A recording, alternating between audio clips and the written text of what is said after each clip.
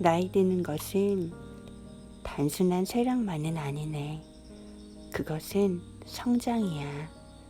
그것은 곧 죽게 되리라는 부정적인 사실 그 이상이야. 그것은 죽게 될 거라는 것을 이해하고 그 때문에 더 좋은 삶을 살게 되는 긍정적인 면도 지니고 있다고. 안녕하세요.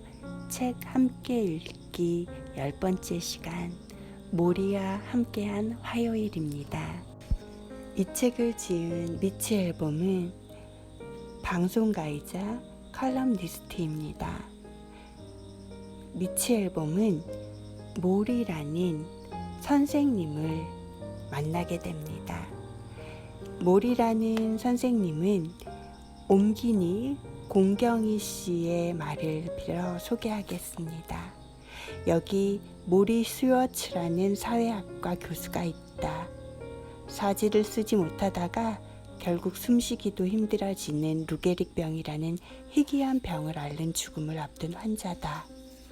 그런 그가 살아있는 우리들에게 살아있음의 의미, 죽어감의 의미를 들려준다. 그가 마지막 숨을 모두어 우리에게 어떻게 죽어야 할지를 알면 어떻게 살아야 할지를 알 수 있다는 메시지를 보낸다. 모리와 함께한 화요일은 그의 제자 미치가 모리가 세상을 떠나기 전 서너 달 동안 매주 화요일에 만나 인생을 주제로 가진 수업 내용을 적은 글이다. 이 글을 읽으면서 우린 매사추세츠주 보스턴 근교의 서재에서 모리 교수가 들려주는 삶과 죽음에 관한 강의에 참여하게 된다. 이것을 통해 삶에서 정말 중요한 것이 무엇인지 곱씹어 보게 된다.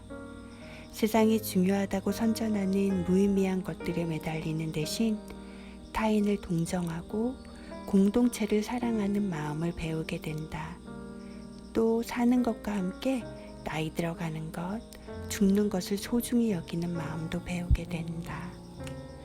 그러면서 공경희 씨는 이렇게 말하고 있습니다. 내게 유나라는 딸아이가 있는데 그 아이가 모리 교수처럼 강하고 고운 영혼을 가진 사람으로 자라기를 바라며 엄마로서 기도하는 마음으로 번역을 했다라고 말합니다. 모리와 미치의 대화 중 기억에 남는 몇 가지입니다. 죽어가는 것은 그저 슬퍼할 거리에 불과하네. 불행하게 사는 것과는 또 달라. 나를 찾아오는 사람들 중에는 불행한 이가 아주 많아. 왜 그럴까요? 글쎄, 무엇보다도 우리의 문화는 우리 인간들이 행복감을 느끼지 못하게 하네. 우린 거짓된 진리를 가르치고 있다고. 그러니 제대로 된 문화라는 생각이 들지 않으면 굳이 그것을 따르려고 애쓰지는 말게. 그것보단 자신만의 문화를 창조하게. 그러나 대부분의 사람들은 그렇게 하지 못하네. 그래서 그들은 나보다 훨씬 더 불행해. 이런 상황에 처한 나보다도 말이야. 정말 그런가요? 나는 죽어가고 있지만 날 사랑하고 염려해주는 사람들에 둘러싸여 있지 않나. 사랑하는 사람들에게 둘러싸여 산다고 자신있게 말할 수 있는 사람이 과연 몇이나 될까? 그가 전혀 자기 연민을 가지고 있지 않다는 사실이 정말 놀라웠다. 이젠 춤을 출 수도 없고 혼자선 수영도 할 수 없고 목욕도 할 수 없으면서 아니 걷지도 못하면서 또 초인종 소리가 나도 나가볼 수도 없고 샤워 후 자신의 몸을 닦지도 못하면서 아니 침대에서 몸을 뒤척이지도 못하면서 어떻게 저렇게 매사를 잘 받아들일 수 있을까? 루 게릭병을 가지고 있으면서 이렇게 당당하게 말할 수 있는 모리여서 참 닮고 싶다는 생각을 했습니다. 죽어가는 것은 그저 슬퍼할 거리에 불과하네. 불행하게 사는 것과는 또 달라. 정말 슬펐던 내용 중에 한 가지를 소개할까 하는데요. 이제 곧 누군가 내 엉덩이를 닦아줘야 할 때가 올 거라고 말했던 걸 기억하나? 라고 미치에게 묻습니다. 미치는 소리내어 웃으면서 그런 말을 듣고 잊을 사람이 어디 있겠어요? 라고 말하는데 이렇게 말합니다. 내 생각엔 그날이 오고 있는 것 같아. 그게 마음에 걸린단 말이야. 왜요? 그것은 내가 타인에게 완전히 의존한다는 신호니까. 다른 사람이 내 엉덩이를 닦아준다.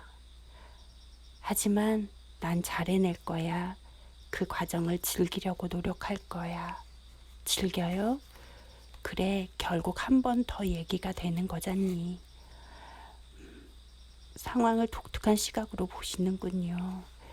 글쎄, 지금은 인생을 독특하게 볼 수밖에 없지. 그런 사실에 당당히 맞서자고. 난 쇼핑을 하러 갈 수도 없고, 은행 계좌를 관리할 수도 없고, 쓰레기를 버리러 나갈 수도 없어. 하지만 여기 앉아서 한가한 나날을 보내며 인생에서 중요하다고 생각되는 것들을 지켜볼 수는 있어. 난 그럴 수 있는 시간과 이유를 둘 다 가지고 있잖아. 그럼 인생의 의미를 찾는 열쇠는 쓰레기를 버리러 나가는 것을 그만두는 것이군요. 미치는 자신도 모르게 반사적으로 시니컬하게 대꾸합니다. 그런데 모리 선생님은 소리내어 웃습니다. 그리고 미치는 그 반응에 안도했다고 쓰고 있습니다. 또 살면서 사랑에 대해서 얘기한 부분인데요.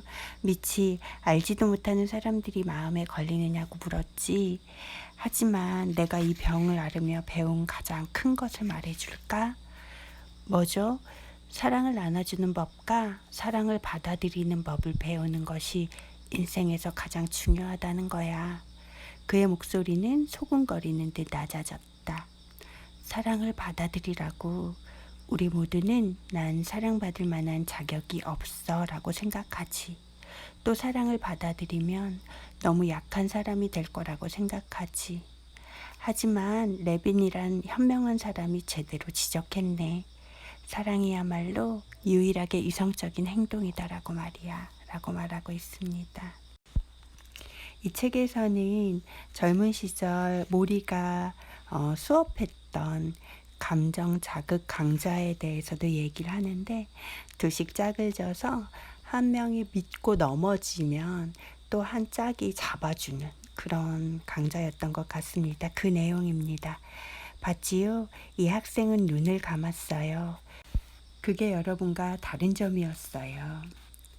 눈에 보이는 것을 믿을 수 없을 때 느껴지는 것을 믿어야 합니다. 그리고 다른 사람들이 여러분을 믿게 만들려면 여러분 역시 그들을 믿고 있음을 느껴야 합니다.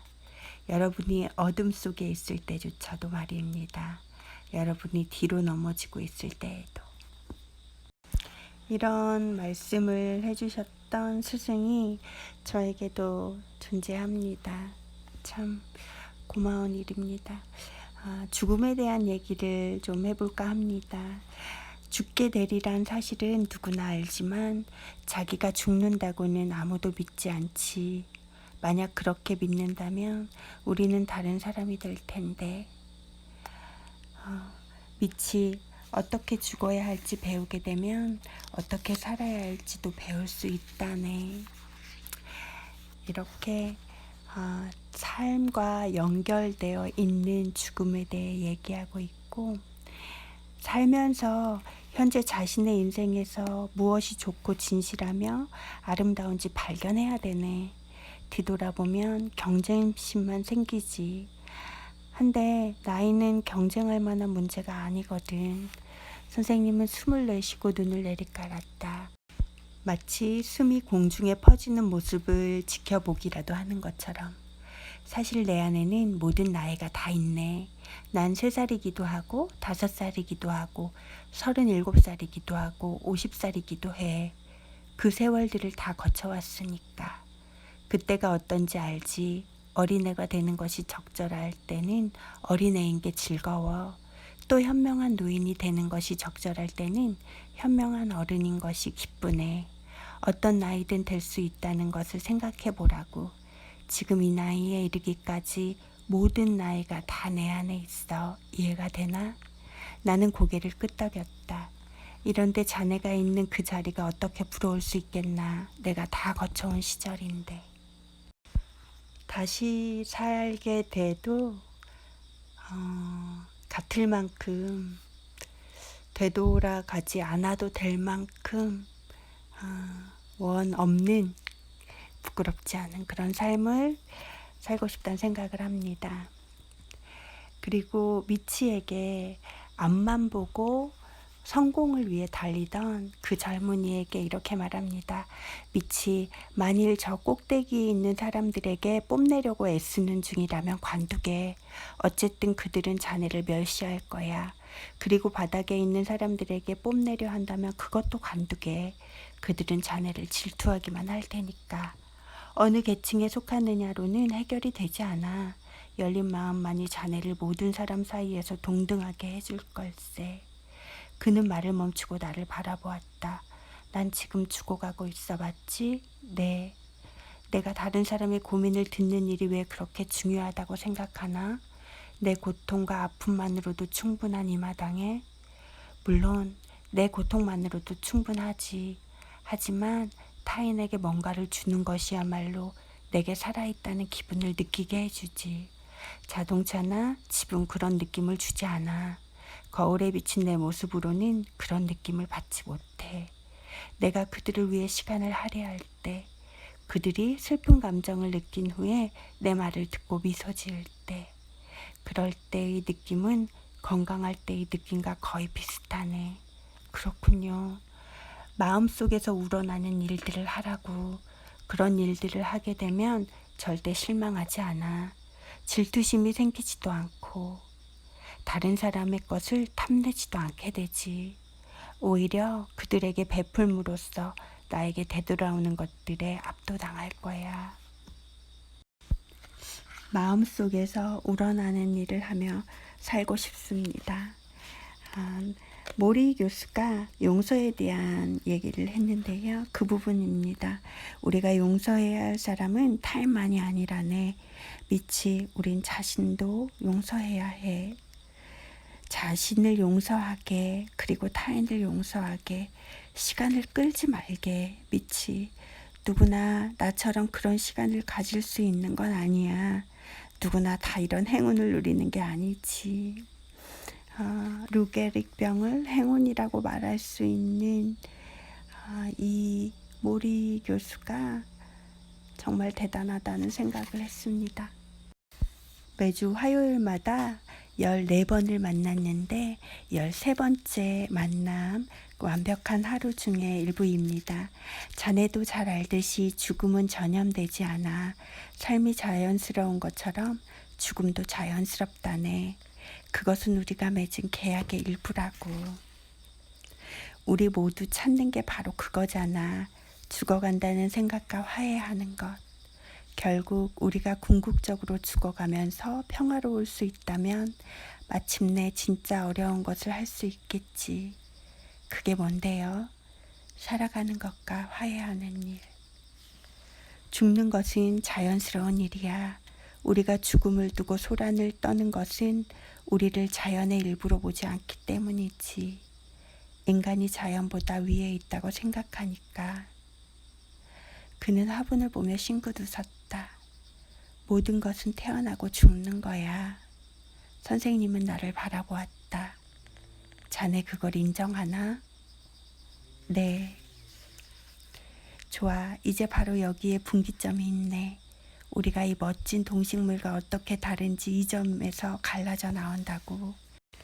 우리가 서로 사랑하고 우리가 가졌던 사랑의 감정을 기억할 수 있는 한 우리는 진짜 우리를 기억하는 사람들의 마음속에 잊혀지지 않고 죽을 수 있네. 자네가 가꾼 모든 사랑이 거기 그 안에 그대로 있고 모든 기억이 여전히 거기 고스란히 남아있네. 자네는 계속 살아있을 수 있어. 자네가 여기 있는 동안 만지고 보듬었던 모든 사람들의 마음속에. 죽음은 생명이 끝나는 것이지 관계가 끝나는 것은 아니네. 마지막으로 에필로그입니다. 이미 지나간 삶을 되돌릴 수는 없다. 하지만 선생님이 내게 가르쳐 준 게 있다면 바로 이런 것이다. 인생에서 너무 늦은 일 따윈 없다는 것. 그는 작별의 인사를 할 때까지 계속해서 변했다. 죽을 때까지 변할 수 있는 사람으로 살아야겠습니다. 이 글을 읽는 당신에게도 진정으로 그리워할 스승이 있었는지, 당신을 있는 그대로 귀한 존재로 닦으면 자랑스럽게 빛날 보석으로 봐준 그런 스승이 있었는지, 혹시 운이 좋아서 그런 스승을 찾아낸다면 그에게 다시 가는 길도 찾을 수 있을 것이다.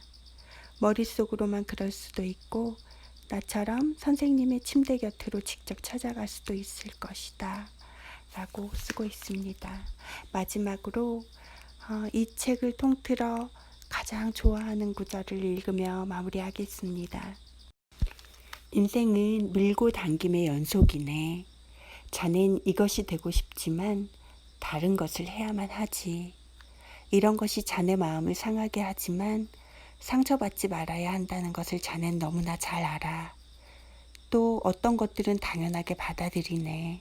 그걸 당연시하면 안 된다는 사실을 알면서도 말이야. 상반됨의 긴장은 팽팽하게 당긴 고무줄과 비슷해. 그리고 우리 대부분은 그 중간에서 살지. 무슨 레슬링 경기 같네요. 레슬링 경기라. 그래, 인생을 그런 식으로 묘사해도 좋겠지. 교수님은 웃음을 터뜨린다. 어느 쪽이 이기나요? 난 어린 학생처럼 묻는다. 그는 내게 미소 짓는다. 그 주름진 눈과 약간 굽은 이를 하고서. 사랑이 이기지. 언제나 사랑이 이긴다네.